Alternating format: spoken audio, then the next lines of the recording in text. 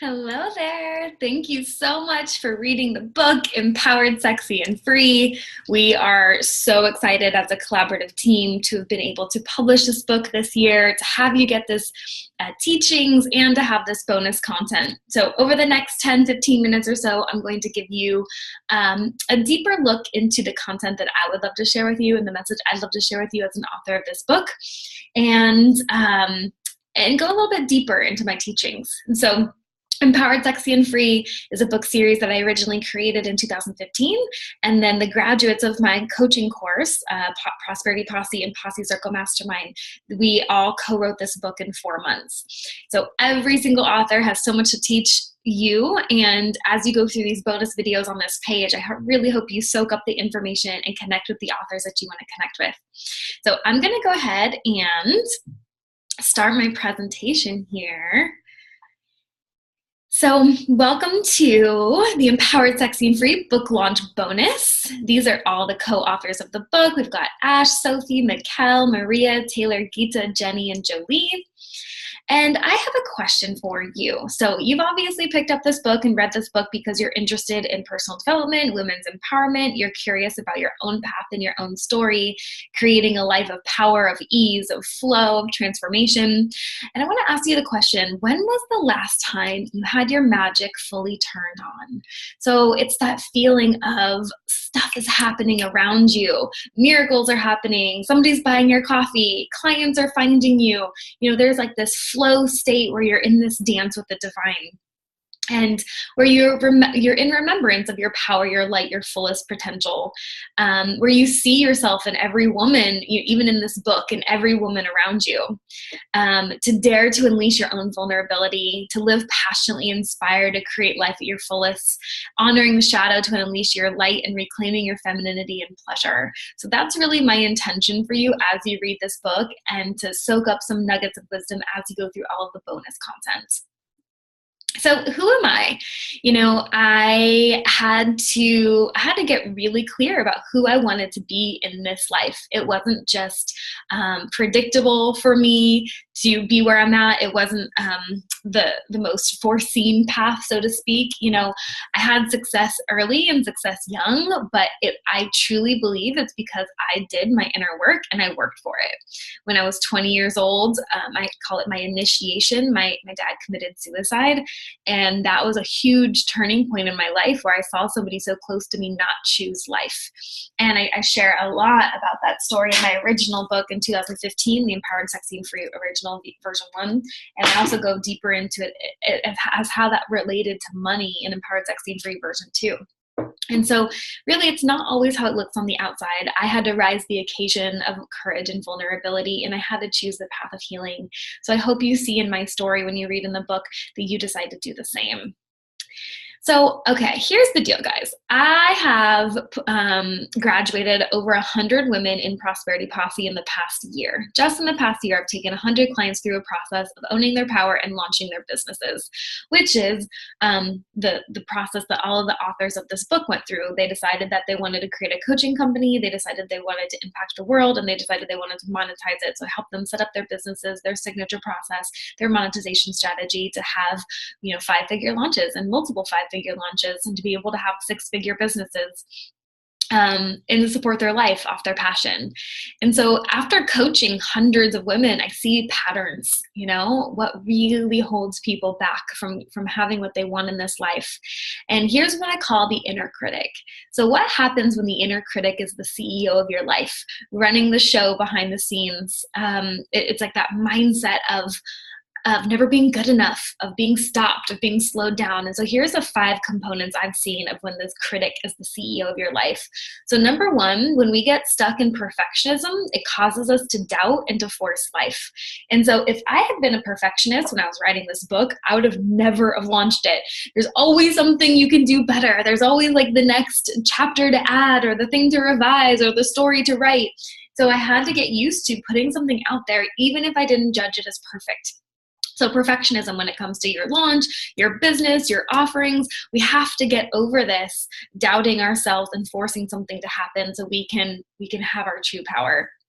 And then comparison is another shadow state of this. So it's the story in our head where it's like, it's already been done. Who am I to do this? And even if I was going to do this, somebody could surely do it better than I can. And comparison truly is such a trap because we're all on such personal journeys. You can't compare an apple to an orange and somebody's journey to yours. We all came to planet Earth for a unique mission, and comparison will really slow you down so much and have you experience a loss of power. And then our conditioning has us experience ourselves as procrastinators and lack of trust and broken promises to ourselves. So I hear this all the time. Like I tried to start in the past and it didn't work out for me, and I just didn't have what it takes, and I failed, and I don't want to fail again. And so our conditioning shows us that why would I try again if I've already tried before?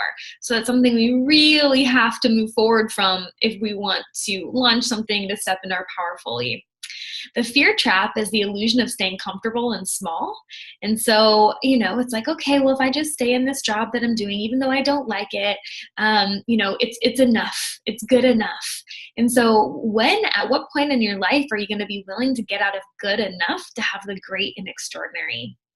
And then lack and scarcity is this thing where it's built into our economic system. It's talked about in the media. It's widely accepted in the collective consciousness that there just isn't enough for everyone. And we really do have to reclaim our prosperity and our abundance so we're not constantly controlling and resisting the flow of life. So just check in with yourself for a moment here. Sorry, let me just check my slides really quick. Okay, perfect. I just wanted to make sure that was showing, but we are all good. Okay, so moving on to, I want to tell you a story really quickly about my friend Lindsay Holly. So as you can see on the left, she was there with me at my first book launch ever. So that was the original cover before I launched this book here. And she was just a supporter right by my side. She was somebody who really was all about sharing her story. She was here pictured speaking at my event in San Diego called Inner Goddess Unleashed. But she was somebody who really let the inner critic run her life. Comparison to others, feeling lack and scarcity, living in a lot of fear, and she tried so very hard to get out of it. And I knew her struggle. I knew her trauma from the past. I knew her childhood.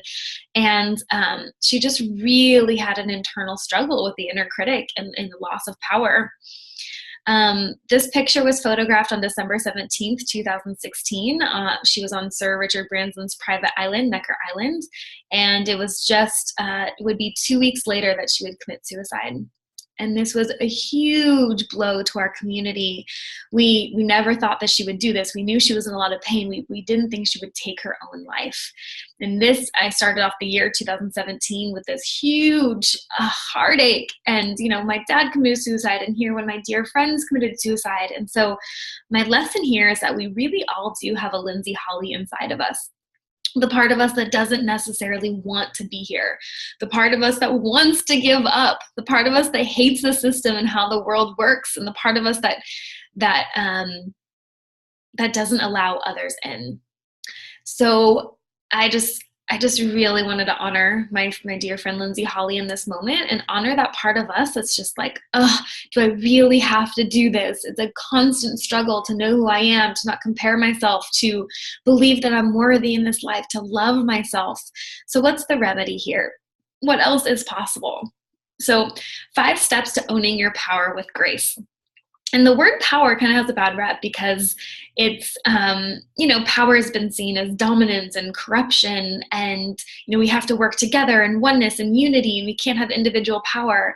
But I would say that individual power is the healing of the planet that we're looking for. So I want you to look into 5 aspects with me here of the steps to owning your power. So number 1, connection to source, mastering the process of ask and receive. So when you can connect to the creation, whether you believe in God, whether you don't, or you believe in religion or you don't, if we can agree that there is one universal power, that there is an intelligence and a brilliance behind this creation, that when we connect to that brilliance, whether we call it the universe, love, source energy, whatever it is, that we can be in this flow of asking and receiving, of being able to say, this is what I want. I want a $100,000 business. I want to impact the world. I want to find out who I am. And we can be in this beautiful dance with the divine to be in this elusive process called manifesting, right? It's a buzzword. Everyone wants to manifest, but it really is a personal relationship with yourself and the divine. Number 2, confidence. So standing fully and being seen and being heard, walking into the room, knowing who you are, knowing that you deserve to create this business, knowing that you deserve to have more freedom and ease in your life. Number 3, action. So daily commitment to creation and results. And so the ask and receive part and the seeker, we've all seen the seeker probably. A huge part of this is being able to take action on the things we desire. Like my 6-figure business wouldn't have happened if I wasn't taking massive action. And so there's also a lot of joy and pleasure in taking action. It's not like a sacrifice or suffering. And so loving this part of you that takes action, reclaiming power with grace through taking action.